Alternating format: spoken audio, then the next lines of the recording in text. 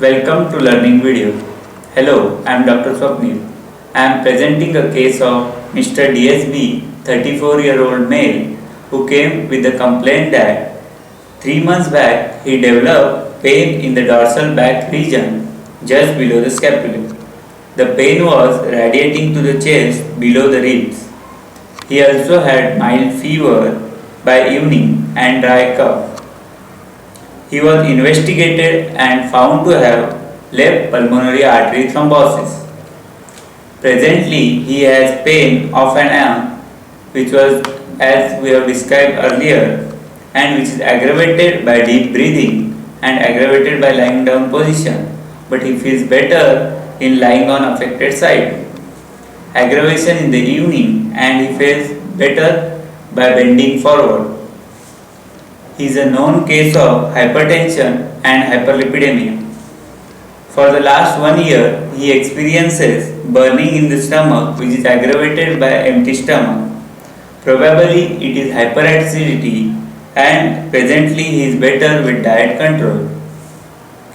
From the childhood, he suffers from cold with headache and nose block 3 to 4 times in a year. Other generals are perspiration profuse. He appears to be more on chillier side. Generally, he lies on abdomen while sleeping. Mental wise, he is very disciplined and irritable individual. Laboratory finding, that is CT, was suggestive of a large hypodense filling defect seen in left pulmonary artery and its lower lobe branch causing dilatation. Proximal main pulmonary artery not dilated, suggestive of subacute left pulmonary artery thrombosis. Small subpleural wedge-shaped areas of airspace opacification with surrounding glass ground densities are seen in left lower lobe, suggestive of lung infarct. Subtle left pleural effusion with pleural thickening. Then his reports on 22nd November 2011 was suggestive of total cholesterol was 261, which was increased, and serum triglycerides was also increased, it was 294. Serum creatinine was normal and ESR was 35. 2D echo on the same date was suggestive of normal ventricular size and contractibility, LVF 65%, that was also normal, and query pulmonary artery hypertension. Antithrombin activity, which was 117, which was also normal but on the borderline. We will continue with this case tomorrow. Thank you. Welcome to Learning Video. Today we will see the clinical aspect of pulmonary arterial thrombosis. When deep venous thrombi gets dislodged from their site of formation, and when it enters into the pulmonary circulation, it forms pulmonary arterial thrombosis.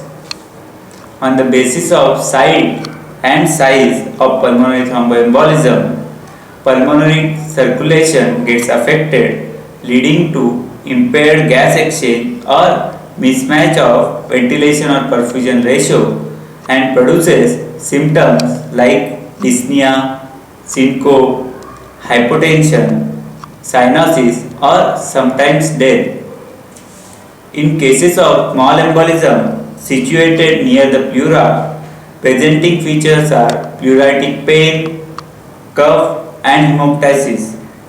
Similar to our case, yesterday's case. Tachypnea is a common sign. Then, in which kind of cases you should suspect thromboembolism? Number 1, very common, the patient who has history of deep venous thrombosis, or the patient with deficiency of antithrombin, protein C or protein S, which are the natural coagulant, natural anticoagulant, which leads to thrombus formation at early age. Deficiency of these factors leads to thrombus formation at early age. Then antiphospholipid antibody syndrome. Then hospitalized patient or patients after surgery. In known case of COPD or hypertension, then in the patient who has history of cigarette smoking, then obese patient, and the females who are taking OCPs or postmenopausal hormone replacement therapy. Now, how to diagnose? On lab investigation, D-dimer, if D-dimer test, if this test is abnormally elevated, then next comes the imaging technique, because this sensitivity of this D-dimer in cases of pulmonary thromboembolism is 95%. So it is very important. Then if it is positive, then you should look for the 2D echo to see the status of right ventricle or other structures. Then CT chest with intravenous contrast is very important in the diagnosis of pulmonary embolism. Our case was diagnosed on this basis. Then ECG shows some changes like sinus tachycardia, then S1, Q3 and T3 sign. That means S wave in lead 1, Q wave in lead 3 and inverted T wave in lead 3. But this is just suggestive of pulmonary embolism.